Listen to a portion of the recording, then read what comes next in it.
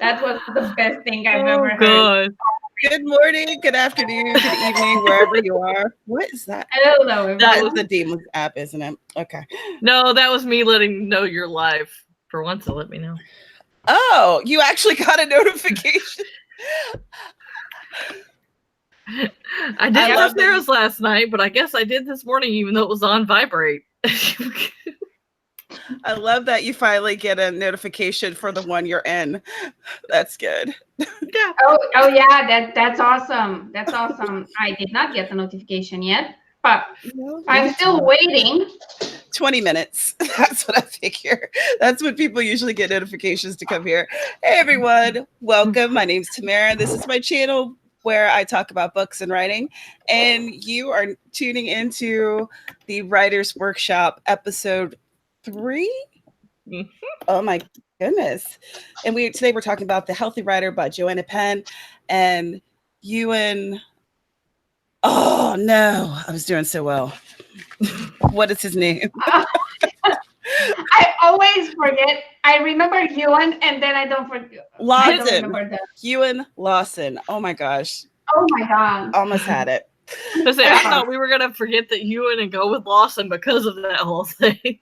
Yeah, but for some reason I remembered Ewan and not the last name. I can't forget Ewan because Ewan McGregor. So Yeah, once you told me that, I was like, oh, Ewan McGregor, of course. And then I was like, wait, Ewan yeah, it's an McGregor. actual. No, that's not right. What's his name? That's spelled differently, but it's a variant of the same name. So, which Well- I know from watching the like autocomplete interview with Ewan McGregor.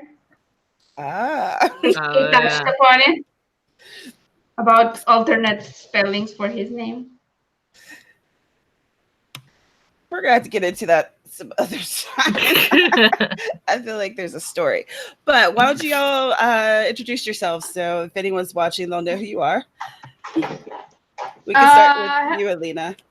Yeah, I mean, I was already getting into it. I'm used to it by now.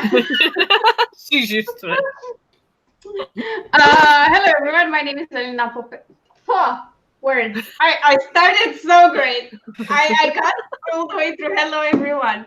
My name is Alina Popescu. I'm a fiction writer. I write all the genres, and I have a YouTube channel, and I invite you all to check it out when you have the time. And that's it for now. I'll say more at the end of this. Hi guys, I'm Amber Craft. Quit laughing for a second. I write paranormal romance, and I'm the author of Unknown Love. So yeah. And We're so quick today. I'm still trying to tweet out the link. Hi, I'm CJ, and I write fiction, mostly fantasy fiction, and I teach piano, and I have a new cat, so things are a little interesting here. It's called hectic or chaos or hell. That's the words you were looking for. It's not hell. He is lovely. Like, he is very sweet, but right now he's very scared. And he tried to jump up on the kitchen counter where the electric skillet was that has not yet been washed. Oh no. And the electric skillet fell and scared the crap great. out of him. So now he's hiding under the side table, the like little side table next to the couch. And I'm just kind of letting him have his space because he's very unimpressed with the amount of noise that made. Well, if you want to feel better about yourself, I want to say that I scarred my dog for life today again. Oh no! Because I washed him. Oh, and bath time is lady. is the most dreadful thing I can ever do. I mean, if he sees puddles and lakes and rivers, he'll jump into them. But if I use water to clean him up, how dare you? No. And now he looks like super fluffy. He looks like his fur has expanded, and there's fur flying everywhere. Despite my spending an hour and a half brushing him down beforehand, but this always happens when he takes a bath, and I can't brush him now because he's not dry. We tried the hair dryer thing we decided he didn't like it. I made him sit through it for like 5 minutes and kept giving him treats, and I was like, dude, I'm gonna make you fat, and you're still not going to let me do this, are you? So it helped a bit, but not enough. And so tomorrow morning, before my stream with Claire, I'll probably do another vigorous brush of his fur. Yay! He hates me now, by the way. Sort of. It will pass because then he loves me. But yeah, I scarred my dog because Bat is the. Oh my god. I'm sure he is Never big mind. and stinky. So let's talk about the healthy writer. Yeah. So what did you all think about, like, your general feelings? What did you think about it? I mean, my who wants to general go in? feel was that it was a very complete book. I enjoyed the fact that it went into a lot of aspects that are not discussed at length as often. I also felt that some of the problems were very specific. Mm-hmm. Yeah, they wouldn't apply to everyone. Like the whole IBS side. I mean, it's good to have it there because it's more common than you'd think. And now that I think of my writer friends, it's actually quite common. But if you're not interested in that side, you kind of skim through and skip through it. Mm-hmm. But it does a very great job at addressing all the main health issue a writer might confront, be it physical or mental. So I did appreciate that, and I appreciate that it had the double take, the writer who went through it and the medical doctor, and that was a good thing, I think. So that's the general bit from me. I appreciate that they did not present the solutions as a magical fix-all. This will take care of all of your problems right away. There was a lot of emphasis on over time and making good choices over time, and I think that's really important because, particularly in America, we have a tendency to be like, oh, I'll just take a pill to fix it. Or I'll just try this one thing and that will fix it, instead of understanding that it has to be an ongoing process, long-term. These are habits you have to build up. And acknowledging that when you fall off the wagon, more or less, you can always get back on. Like, you can always try again. Yeah. And so it's not like if you didn't do it right the first time, you're screwed. There's an acknowledgement that this is a process. It takes time. I really liked that. Like, that was my own take. Well, and this is kind of like a I don't know, maybe it's just me type thing, but like I like the fact that in every section, when like Dr. Yoon would say stuff, and even Joanna, when they would say, well, this is what helps over time and stuff like that, it would still say, but if this isn't helping you, or if you know you're not this type of person, go seek advice, whether it's a doctor or a therapist or whatever, because I think a lot of times we all hate going to the doctor, but like a lot of times we think like CJ was saying, oh, a pill will fix that, or you think it's something wrong with you because somebody else can control it without going to the doctor and you can't, like depression and the imposter syndrome. Like, there are just some times where I can go years without taking meds and I'm perfectly fine, and then sometimes I get anxiety so bad that I'm like, I go to the doc and be like, okay, I need back on them because, you know, I have to admit I need help.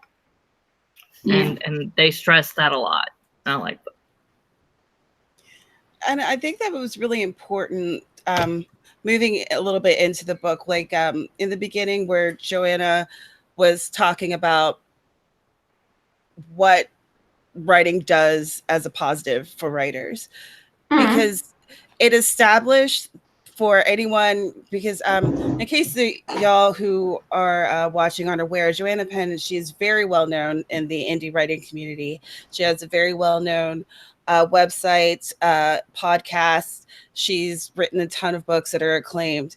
So, but if you didn't know that and you went into this book totally blind and started reading it, you would be able to tell that she was actually a writer and she knew what she was talking about it just by that first couple of chapters. And I thought that was a really smart way of starting a dialogue that writers may not necessarily be the most comfortable with, because she touched a lot of topics, alcohol use, even, you know, using caffeine, like so many different things that writers are either known for, or even sitting on the couch and not getting up enough to exercise, you know.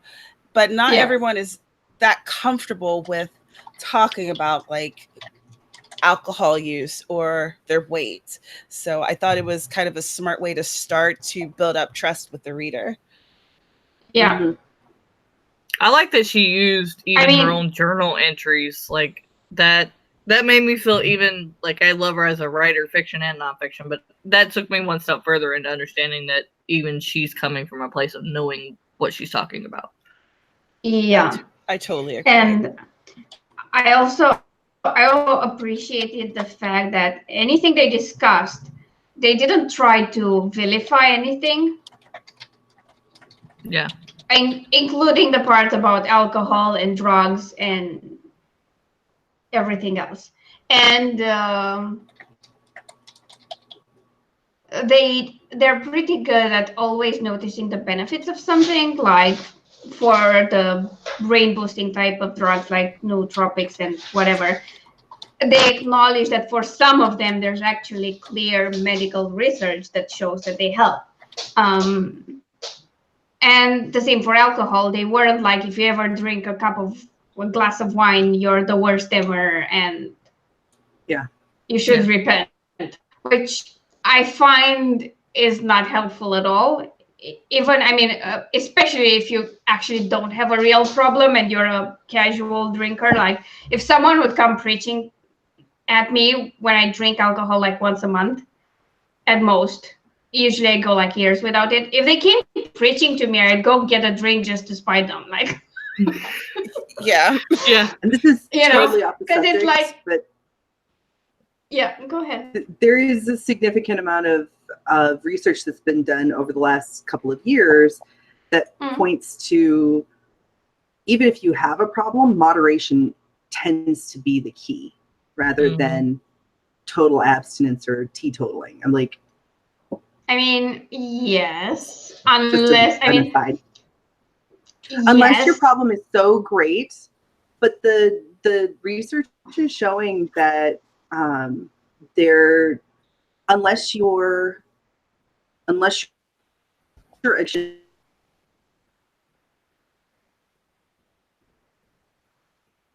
Did CJ just lose sound, or? I think so. We can't hear CJ, you. we can't hear you at all anymore. All right, one moment. We'll give her a chance to regulate. Yeah. I love how the internet just loves us. How about now? Yes. Yeah. Oh yeah, it's working now. Go ahead. I'm sorry. Let's see. So the other day on Twitter, I did just like a random poll, and I was asking people about their sleep. Do you sleep through the night? Very, very simple question. And it was like, I'm able to fall asleep. I don't stay asleep. You know, I sleep fine. I don't sleep at all. Or I have a problem going to sleep. And once I go to sleep, I stay asleep. And the majority of the answers were all in some way, some sort of sleeping issue. And I think that, because I was talking to some friends of mine and we were all talking about how we weren't sleeping well. And I started thinking, just in terms of the people I know, I don't know anyone who has like a normal sleep cycle where they go to bed at X time and just get up at X time and they sleep through the night and everything's fine.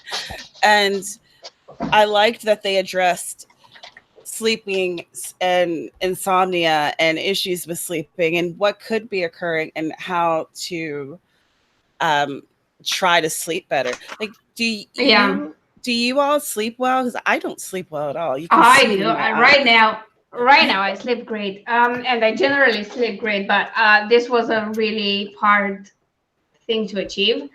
The thing is, I think we underestimate a lot the importance of good sleep and regular sleep. Because like when you get to the bottom of it, unless it's issues that need a lot of medical intervention, if you have a good sleep schedule, if you eat healthy, and by that I don't mean always eating healthy, but tend to do mostly health aware choices with your food, and you exercise, which doesn't necessarily mean you go to the gym. It's just walking a bit every day. That will help with everything. Mental state, physical state, it helps. It's a key. And whenever your sleep is off, everything else is off. And it's really hard to regulate sleep. I don't think you realize how hard it is until you start doing it. And what I had to do, first of all, I changed the way I eat. I was listening to a lot of talk about research into shift workers and how they can get more sleep, and where time restricted eating came into play, which is a sort of intermittent fasting. But this kind of means that you start eating at some point in a day. And by eating, I mean anything that's not water. So coffee, you start drinking coffee, let's say at 8. You give yourself 9-10 hours in which you eat and drink whatever you want. And after that, you stop or go up to 12, but never more than 12. And if you do that, your body will know it's time to just shut down and go into its sleep cycle. And just limiting the time you spend allowing yourself to eat throughout the day can help regulate sleep, which is weird, but it actually works. It just doesn't happen overnight. It took me like months to get it under control. And after that, it's I had to stop spending all my time before sleep watching a monitor, because I used to do that, work and then just try to go to bed, and of course I wouldn't fall asleep. I use all kind of light monitoring things, like I use flux on my computer so that it changes the light to yellow. It's disabled now because I have to be on the stream, but it took like a lot of time. And for someone with more serious sleep issues like my boyfriend, he's been struggling for like 10 years to find solutions. And he has to use a combination of everything I do plus extra stuff like special lights in his home and a special lamp that he used to use every morning. And it took him about a year to get to a point where he could wake up at a certain point in the morning and not at 3 p.m. And what he does, and I can't, is that he starts shutting down way earlier than me. So like 2 hours before sleep, he will get off his computer. And okay, you can read a book, but you have to make sure you filter all the light that's not conducive to sleep. So that has been my journey, and it's not perfect. But at this point, I sleep through the night. I might wake up once or twice because I have the bad habit of drinking a lot of water in the evening. I'm tiny and my bladder is tiny. But now, even if I do that before, if I woke up to go to the bathroom like past 3 a.m., so let's say 4 a.m. or 5 a.m., I couldn't go back to sleep. Now, it takes me like 2 minutes and I'm dead to the world. Like positively dead. I'm asleep. And another thing that helped, which is even weirder, was taking my weekends off. Yay! Now I sleep even better. So, yeah. It's a combo of managing stress, managing schedules, managing everything, and then you can get some decent sleep. And and I feel like of everything you do, it's the easiest to fall off the wagon with and the hardest to recover from. So yeah, Well, I thought it was that funny was a long tangent. I thought it was funny that she said like that keeping a diary of screen usage and headaches can be helpful to see the patterns. And like I keep a health journal, but I didn't realize like for somebody like me that has heart problems and a lot of headaches and like energy problems, with the fact that I don't already get to sleep but from like 10 to 2 every day anyway because of my nighttime job, you know, it was between the finding out what to eat and finding my patterns. I have found that during that 10 to 2 I do sleep better and I feel more rested than, because I mean I sleep during the day, so like it's bright out, I have to wear a mask, and then if they're mowing and things like that.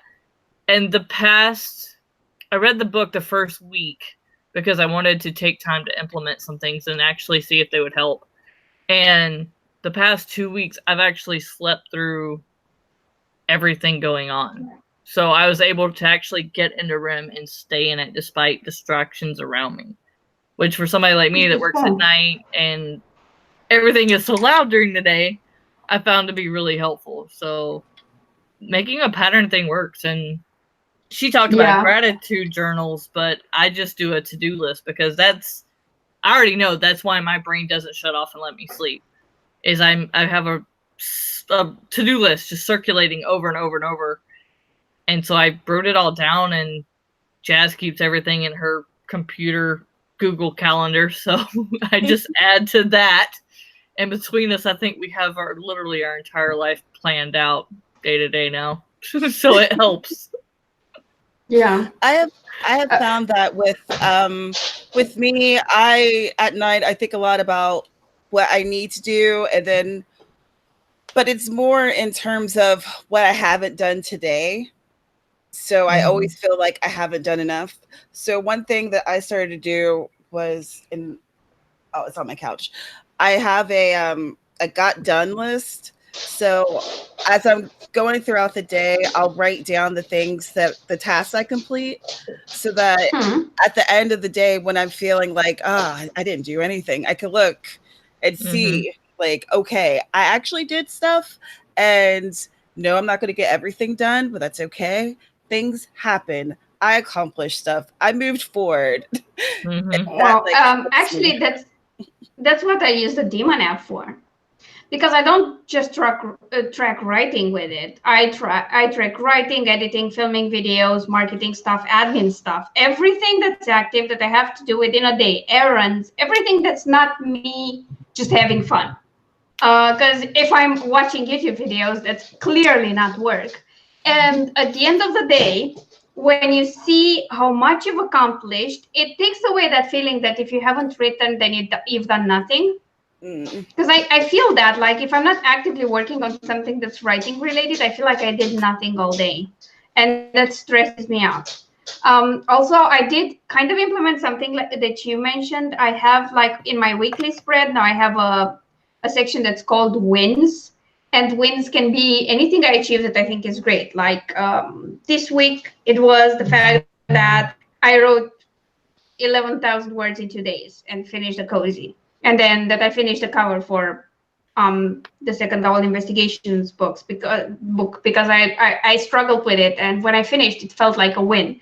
And were I to just count words, I would have thought I wasted all that time, because it took me 2 days to do the cover. But because I track everything now and I have a clearer view of what eats most of my time, I feel better about myself, and I know I did things.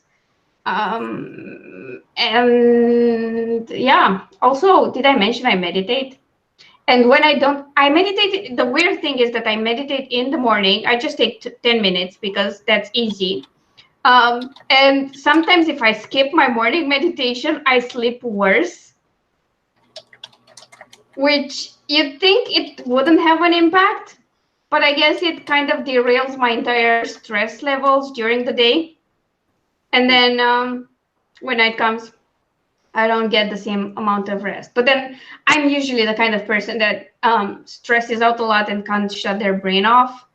Yeah, And at that's some me. point, I was doing 3 things at the same time so that I wouldn't just worry,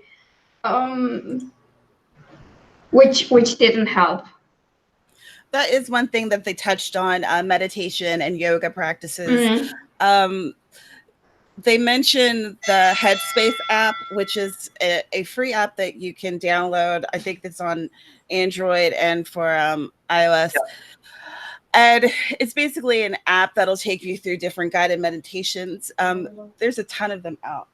Another. Yeah, I use Could you just leave it? Thank you. Mailman.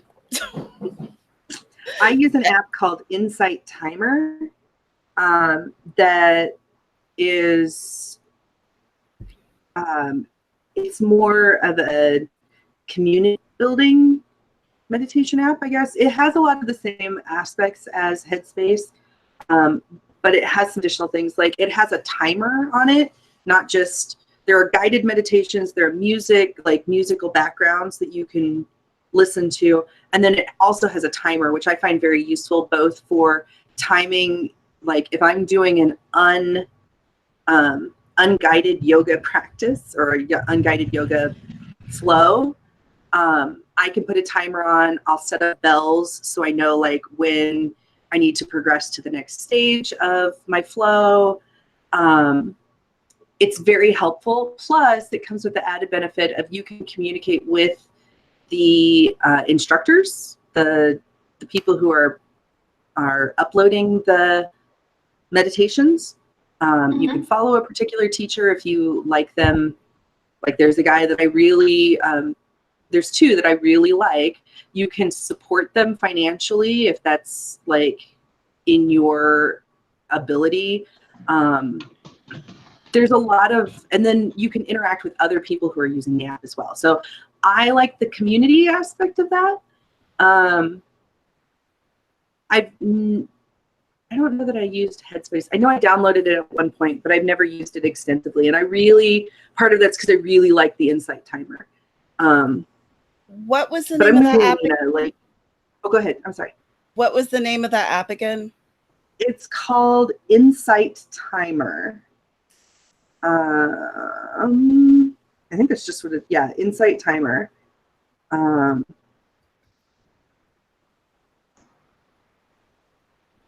That's all. I just wanted to type it in the comments over there. I was trying to see if there was another like name to it or whatever. But I'm with you, Alina.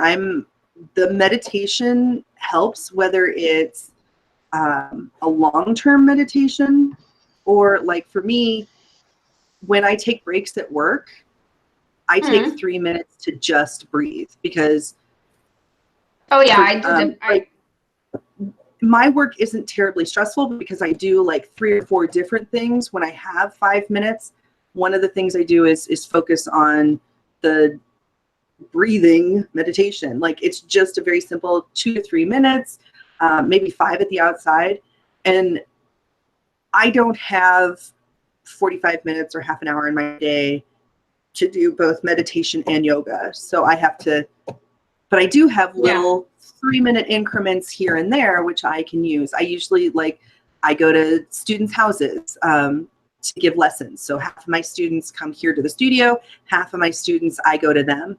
The students that I go to them, I often try to get there at least 5 to 10 minutes early, and I can sit in my car. It's a closed space. It's usually in a neighborhood, so there's not a lot of stuff going on outside. I can put headphones on. I can walk through, or I can just do a breathing meditation. And I find definitely it derails the stress buildup that just comes with being busy and having a really insane schedule. So I think that's, and I also find that when, like, for example, this week was crazy for me. I had a really nutso week. I worked 12-hour days at 3 of my jobs. Like I went from one job to another job, like 3 days this week. And I have a to-do list that just seems to get longer and longer and longer. And because I was on vacation last week and I was traveling, that threw off all of my scheduling. Yeah. If I didn't take the time, even 3 minutes or 5 minutes at a time to breathe, my anxiety levels shoot up. Mhm. Like that's just in acknowledging that and being aware of that. And I think they talk about that in really good terms and talking about how these are self-care habits. Yeah. Right. I mean, if I feel like I get too stressed or that my anxiety spikes up, because I have my moments of actual anxiety, not just general worrying, I try and do minutes of breathing exercises, but there are a couple. Well, I know of about 3 different ones that are targeted at anxiety levels, basically. And those were great. And now I don't do guided meditation. I used to, and when I did that, I either did an Alan Watts guided meditation, which is weird because it's great, but he never meditated. And then I had a longer, close to 30 minutes by Sam Harris. But then I don't know how I got to not doing that anymore. Oh yeah, I had an interesting conversation with my boyfriend where he said that it's nice to start with, but you should build the habit of being able to meditate without anything guiding you, despite how many distractions there are. And that's what I'm doing. And I start with those types of breathing exercises that are for stress and anxiety. And then I just do my normal meditation, which also involves like deep breathing and focusing on my breath, but it's not like a clear breathing exercise. But yeah, the exercises themselves, if I feel like the day is getting overwhelming, I will sneak them in because those are like a minute or two and they have an effect on you, which is kind of quick enough. And that's great. And the other thing I've realized, it's been a difficult conclusion to reach, is that the best thing I can do to not get overwhelmed and stay productive is to not multitask, Yes. which sounds insane, Probably the but it's hardest the not best to thing do. you can do. Yeah, it's probably the hardest not to do. Is that it's not as hard. I mean, it can be hard, but then you can achieve it. But I think it takes a lot to decide that not multitasking is good for you. Well, yeah, but I mean, we're Because so used to doing it, it's hard to train yourself that way. Like, yeah, but you're told it's good. You're told that women, especially women, are good at multitasking, which is true. We're way better than men at multitasking. That doesn't mean it does us any favors at all. It's not. It's just something we're good at, but maybe we shouldn't do it much because it limits your attention span even more. Yeah. And if you're running from task to task, you're more aware of how many tasks there are, and it will stress you out. So if you just focus on one and finish it, you get to do what Tamara does or what I do with my wins and mark it as something that you've achieved and boosted your progress instead of running between 3 tasks that will take way longer and maybe you don't finish any of them. You've made progress on all, but your brain will have a harder time registering all that. Yeah, that's So, why yeah. I kind of have a to-do list. Like I said, once she was talking about like getting a regular schedule and just not multitasking and things like that, there's so much stuff I want to learn and I want to do by the time we actually get moved that I'm like, okay, well, I'm going to set each day aside to learn each thing because otherwise I'm going to feel like I'm ignoring this one or I'm going to learn something over here and confuse myself on what I'm learning. So like I set Wednesdays and Saturday nights aside because Wednesday night I get off at midnight and go to my boyfriend's, and same on Saturday. I'll work during the day, but like those nights are my weekend nights. So like other than those nights, I will dedicate a certain day for each thing I want to learn or do. And that way when Friday comes and I'm running all my errands, I don't feel like I'm neglecting my writing or my research or my learning because I've done that throughout the week. And I feel like it takes a lot more off of my plate. So. So Yeah. Creative Coffee asked, what advice would you give to a writer for follow through, how to keep going, to follow through a project from start to finish, aka not giving up? So I was Go ahead. thinking Yeah, you about go the ahead. question in terms of what we were learning about from The Healthy Writer. And there was a couple things that they touched on. One was remembering why you're a writer, remembering what you love about doing this and why you're doing it. Writing things, make sure that you're writing stuff that you enjoy. Don't just write something that you think will be popular because it's popular right now. Make sure that the direction that your writing is headed in is something that you can dedicate time to and that you want to dedicate time to, because writing is a very draining thing. It'd be very exhausting, if not physically, then definitely mentally, which is something that they also hit upon.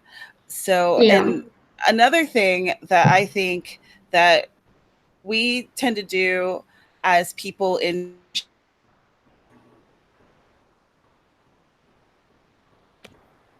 Tamara froze. I was like, is it just my internet or? Yeah, that No, was my. because I was the same. Like, nights a was it week where my she turn? doesn't touch into things. Oh, she's back. Oh, Yay! you're back. You froze for a second there. Are you serious? You're doing your whole thing.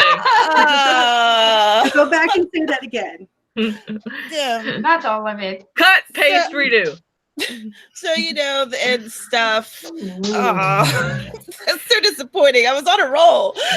Oh, Yeah, it just cut off a few seconds, but I think that was still a really good answer. Like, I kind of disagree a bit on principle. And I'll tell you why. I don't First know of what all, you heard. yeah, let's just be like, I'm trying to just frame my thoughts. You're not wrong. I just think that not writing what's popular doesn't always equal writing, or writing what's popular doesn't always equal writing something you dislike. I think what's really important is when you start writing, you need to establish. Oh, your microphone's doing that thing. Oh shit! Wait. technical difficulties everywhere. Wow. Is it still doing it? You're good. No, it stopped. Okay, cool. So I think it's important to set a mission to you, a mission that explains what you aim to do with your work. And the problem with this mission is that it has to apply to any project you get involved with, not just writing. And then just keep reminding yourself of that mission. And then try to focus on enjoying the act of writing every day. Mm-hmm. Not just focusing on the goal of finishing something you write. That helps a lot, because finishing something does, I mean, when you chase goals, it does give you a boost in the end, but it doesn't maximize your enjoyment of doing what you want while you do it. And I think that's why a lot of people go like, oh, I want to write for myself. I write for myself. I don't write for other people, which is great if then you do not have any issues with how your books sell or don't sell. Because let's face it, if you want to write, what you love is Jane Austen, and you want to write like that, I don't think it's going to sell right now. So, but if that's something that you enjoy and the sales isn't your biggest goal, then there's a market for that type of writing. It just isn't it's a very small market. It's very niche. Yeah, exactly. So as long as what you want to do fits your goals and your mission, you're fine. Right. But if it doesn't, it will just create a lot of issues for you. So I think as long as you decide this is what I want to do, this is why I'm doing it, and this is how I'm going to achieve it, then everything falls into place. If there's a disconnect between what you want to do and then the goals you set for yourself, it will suck. Well, and I think kind of what you're unless you talking get really about, lucky, which can happen. But Yeah. other than that, that was the only thing I think I would have added to what you said. And also that idea that you have to enjoy what you're doing every day and find fulfillment in it, pretty much, and not focus just on the end goal. Because if you're just focusing on finishing the project and not enjoying the whole process of it, it's harder to stay motivated. Because you're right, Mara, it's a really difficult thing to do, writing. It's why so many people start and never finish, because it's not easy. well, I think so. and Yeah. I think kind of what you're talking about is where she talks about, you know, how to manage the stress and the burnout and anxiety. And for some people, it's going to work. For some, it's not. You know, she says, acknowledge your feelings and where you are right now and what you're wanting out of all of it. And then to get organized. And for Yeah. some people, that's scheduling a deadline, including your downtime like you do for your weekends and stuff. And then, Yeah.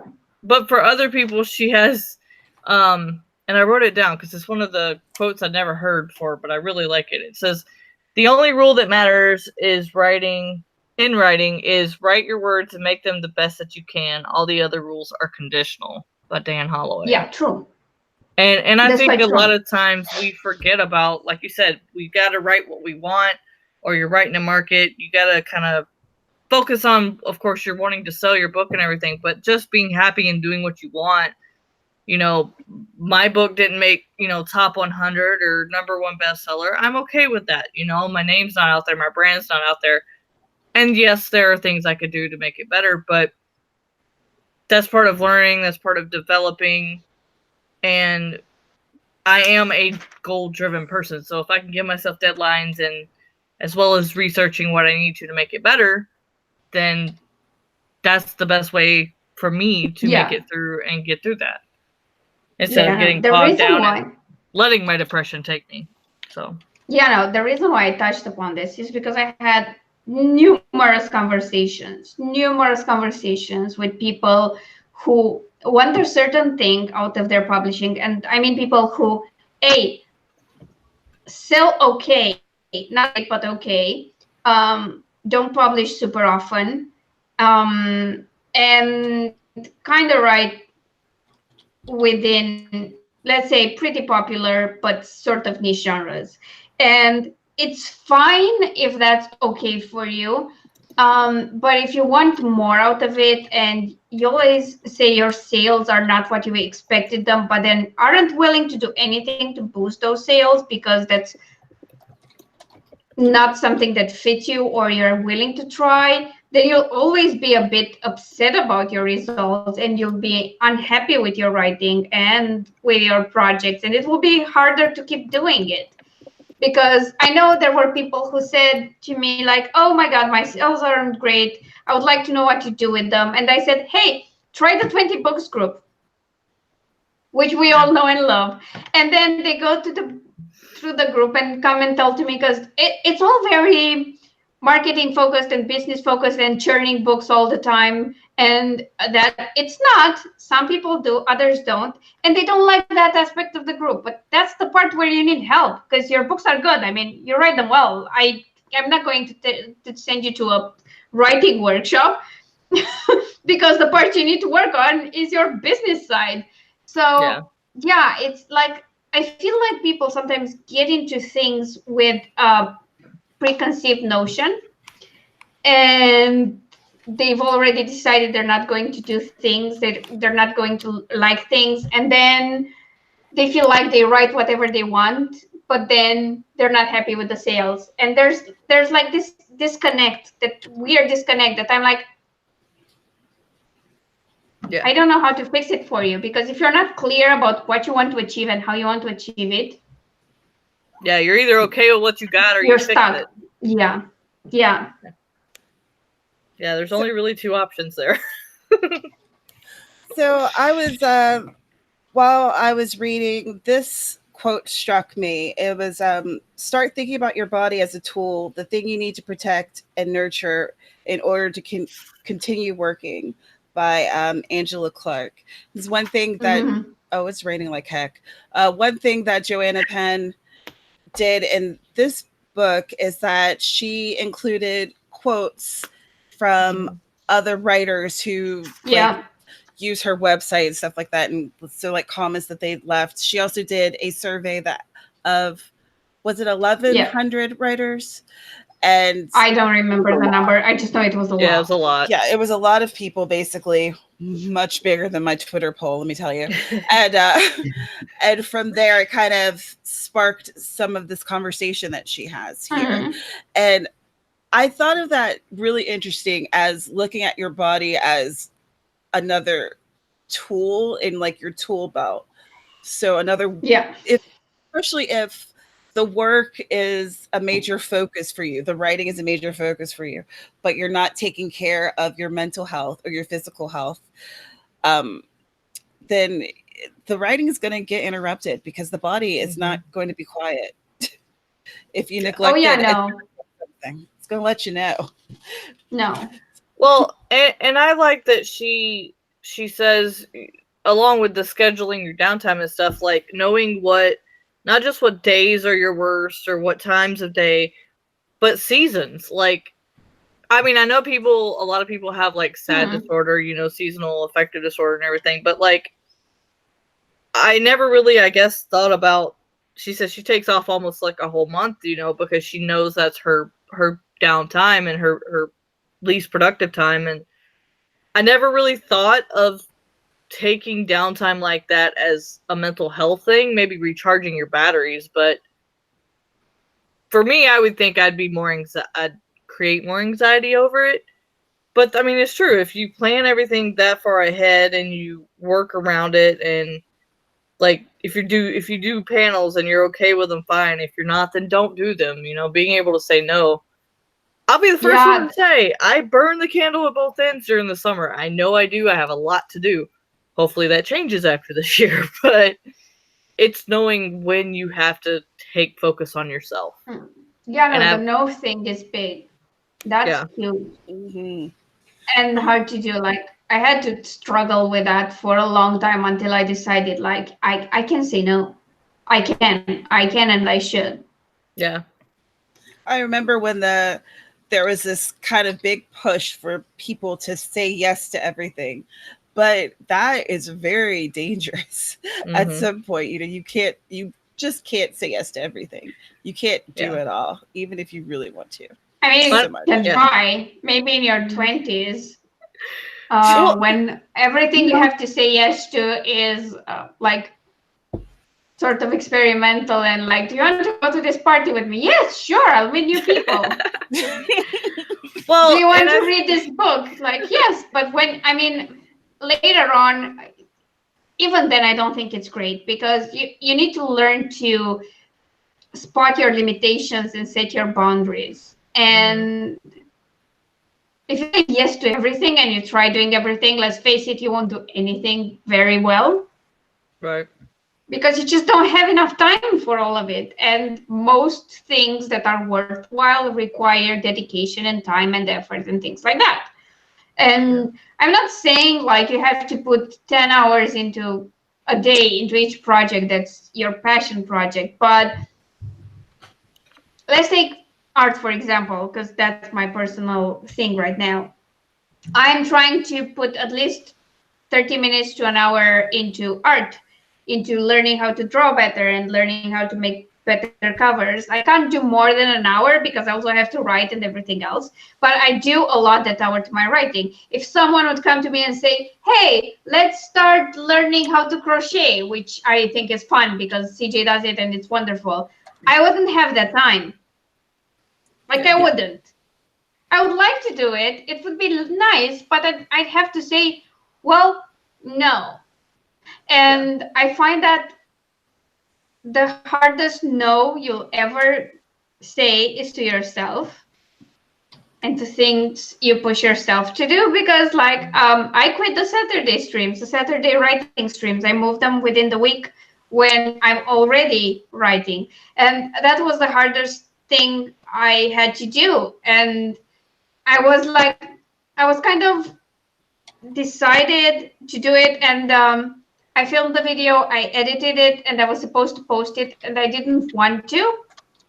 I was like, but maybe I can do it for a while longer because, it's so important and I've been doing it for so long. And that was the hardest no I had to say ever. Mm-hmm.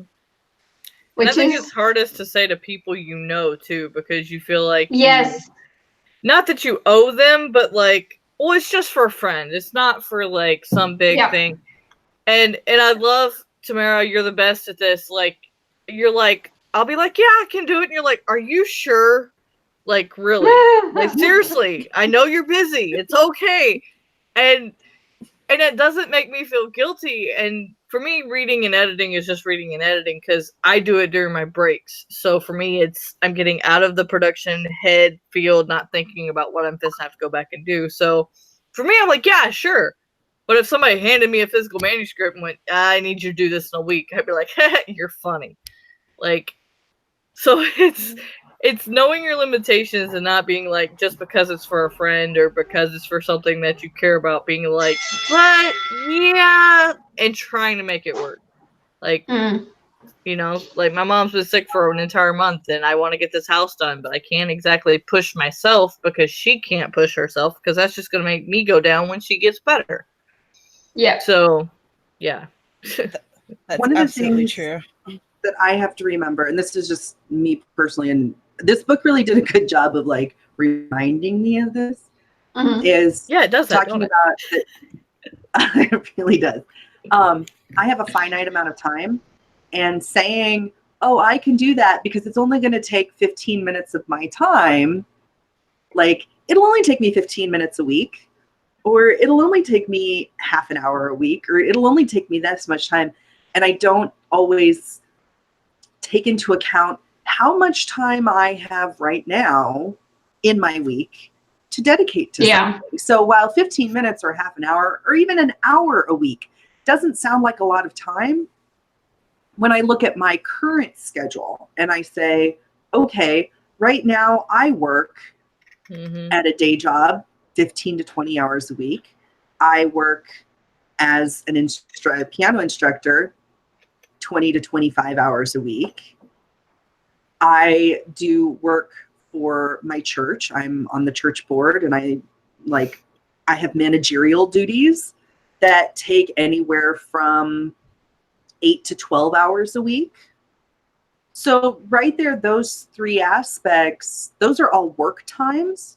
Yeah. Doesn't even begin to talk about when am I going to write? How am I going to, I still need to schedule time to write. So if I'm going to add something else to that, I have to be really aware of how much time do I have to do this? Do I really have the time to do this and still do the things that I'm currently doing and not lose my freaking mind?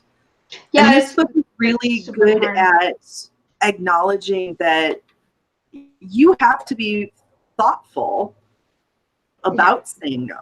Like, it's not just, no, I can't do that, but knowing that the reason I'm saying no is because I don't have half an hour every week to dedicate to this. I can't do it well.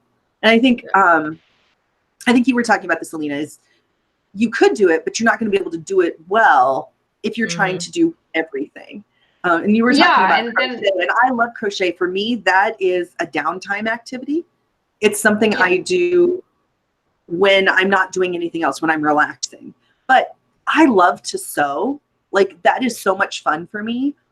And I'll admit, I have way too much fabric. Like, over the years, I have collected way too much fabric. And one of the things that I've been trying to work through is, am I ever really going to use this given the amount of time I have right now? I'm not sewing right now. I don't have time. That's not something. And I keep thinking, oh, I can do that. Oh, I can do that later. Oh, I can do that. I'll set aside a Saturday something. What Saturday am I going to do? That's one thing this book taught me, is to tell my mom that too. Be like, do you really think we're going to do this? Like, yes, we won't have a house, but do you have the time? Like, not just in my own life, but hers too. It's like, well, you're going to get rid of all this stuff, but you still got to figure in that time later.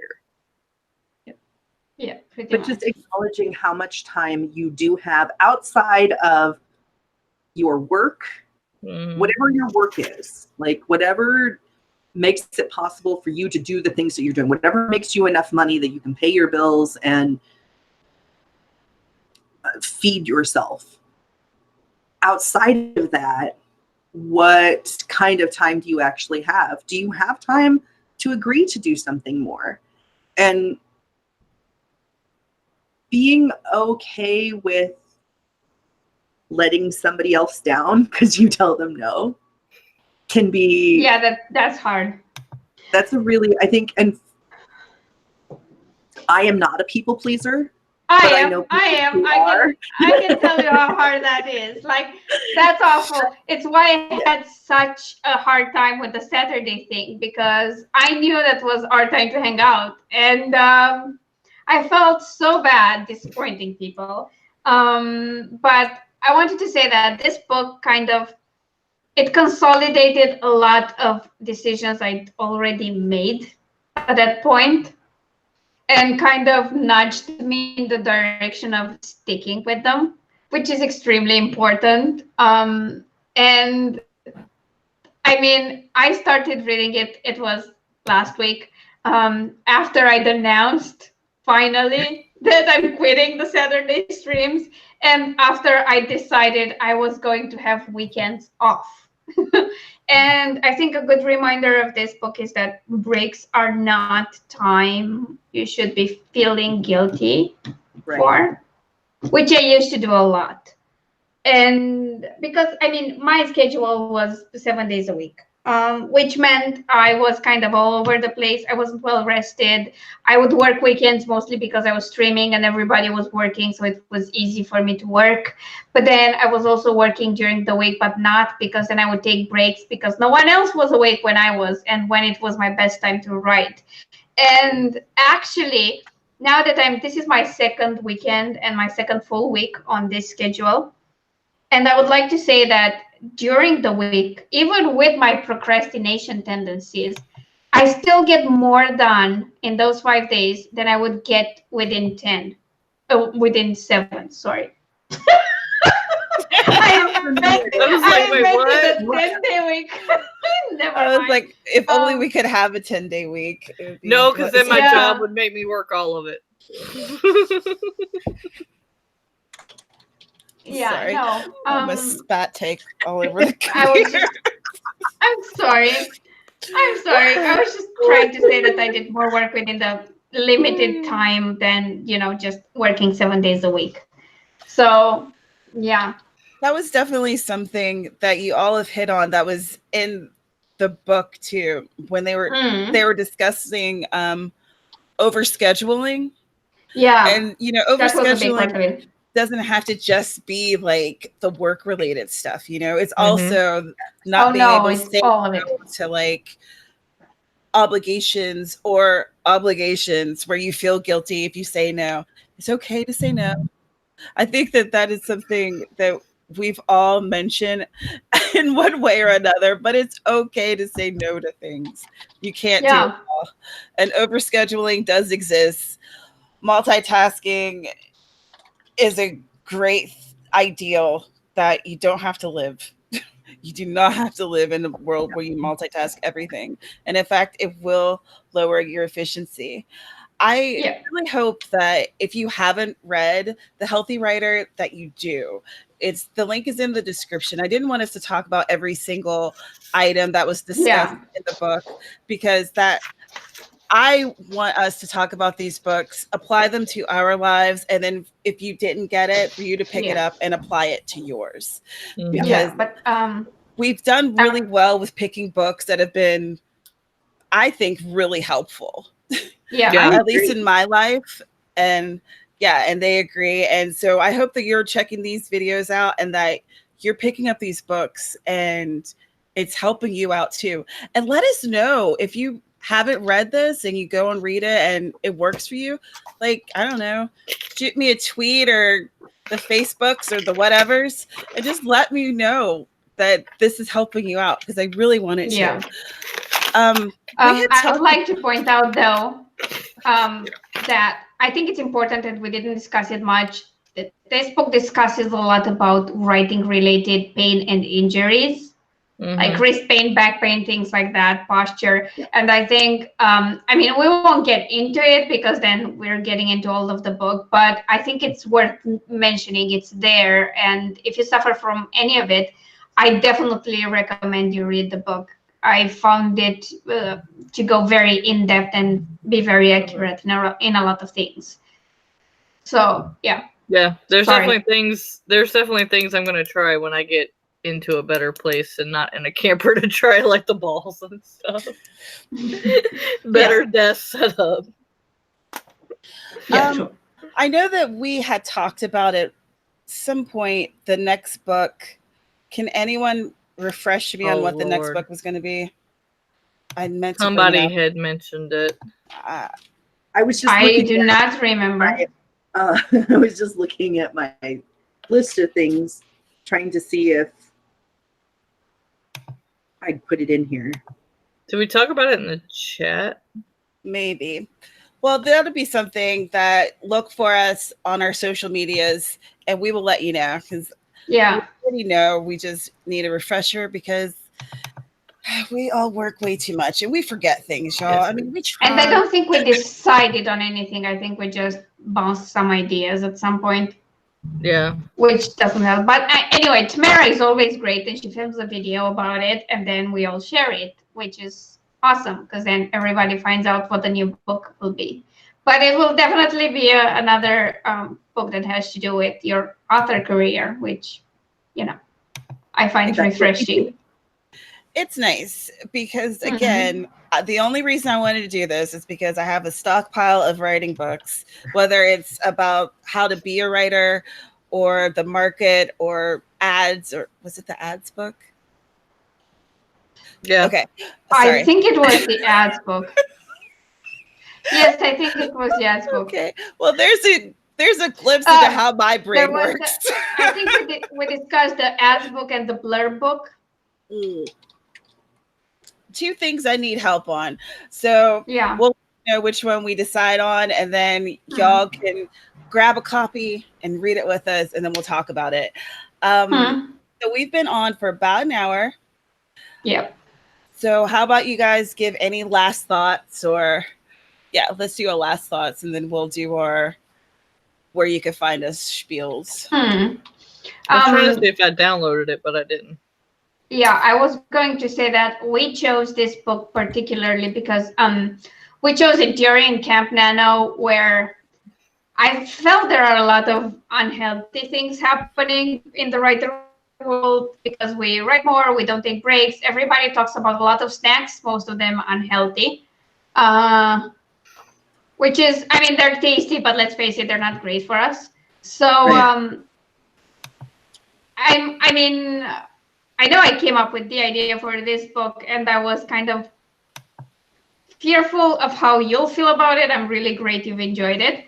I think it's a worthwhile conversation. I think we tend to get stuck in our writing discussions and not really pay a lot of attention to our health in general, and definitely not to our self-care and well-being and all the things you do when all the other stuff is done, which is not a good approach. So unfortunately, this is nothing new. Like, I'm not going to pretend like the Romans didn't mention you should have a healthy mind and a healthy body a few thousand years ago. But if you need a bit more structure or advice or tips, or, you know, just a writer's perspective on how to be healthy and still enjoy everything you do, I think this is a great book. That would be my final thoughts. And for my outro, like I said earlier, my name is Alina Popescu. I write genre fiction in several genres because I'm greedy like that. Also, I hate myself. and like to create more work than I should for myself. I have a YouTube channel, which is usually linked in the description down below. And if you'd like to just sample my writing, head over to alina-popescu.com/free reads, and you can check out some free books. Maybe subscribe to my newsletter or read my free serial. It's all good and fun. And yeah, that's it. Yeah, like I said, I'm Amber Craft. I write paranormal romance. Unknown Love is available on Amazon in ebook and paperback form. And if you'd like a signed copy, you can email me at newhavenpublications@gmail. So, and yeah, or go to ambershcraft.com. So that's all I got. All right, and that leaves me. I am Closing thoughts on the book. I had to think about that. Oh, do you have anything you want to say? I didn't even think about that. I'm gently prompting you. I'm just so used to just giving our end spiel. I forgot about that part. Closing comments on the book. I went into this book thinking that it was gonna tell me a lot of stuff I kind of already knew because I tried to practice healthy stuff. But I like the fact that she went more in depth in her story and her journey. And then it also gave a doctor's perspective, which was refreshing to know that some things I was doing right and other things I was doing way wrong and needed to change, even though I thought I was doing right. So, yeah, I think it's, as well as informative, it's also, I don't know, it kind of took me on a journey myself to remember things I did and didn't do right. So, yeah. Excellent. Now, CJ. Now it's my turn. Sorry about that. It's all good. I'm CJ Bloyer, and I too write fiction, predominantly fantasy fiction. My final thoughts, I don't really have anything to add to what they've already said. I really enjoyed this book. I highly recommend it. I thought it was really timely for me. Just like Amber said, reinforcing some things that I'm already doing and then reminding me that there's some things that I still need to work on. So yeah, 2 thumbs up. Yep. Okay. And my name is Tamara, and this is my channel where I talk about writing and books. And with The Healthy Writer, I'm really glad that we read this because I too have been trying to make healthy choices, and there's some things that I haven't been doing, and there's some things that I haven't really thought about. And this book brought them to my attention. And it was interesting. Some of the things I really related to, like some of the body pains of a writer, because a couple years ago, I don't know if you've been here for a while, then you'll remember when I had my arm in a sling for a while because I had issues with my, oh, here goes an alarm. Sorry. I had issues with my wrist and my shoulder. And oddly enough, I had put that out of my mind, and I hadn't thought about it because it's fine and fixed and cured, right? Because I went to PT for a season, so everything's great now. Yeah. No, that's not true, Tamara. And also, you should probably get that checked out. Yes. So, Definitely. So like I said, this book really resonated for me, and I'm very, very glad that we read it. And again, I highly recommend it. The link's in the description. The link for my book, Wiped Out, it's available now on Kindle Unlimited.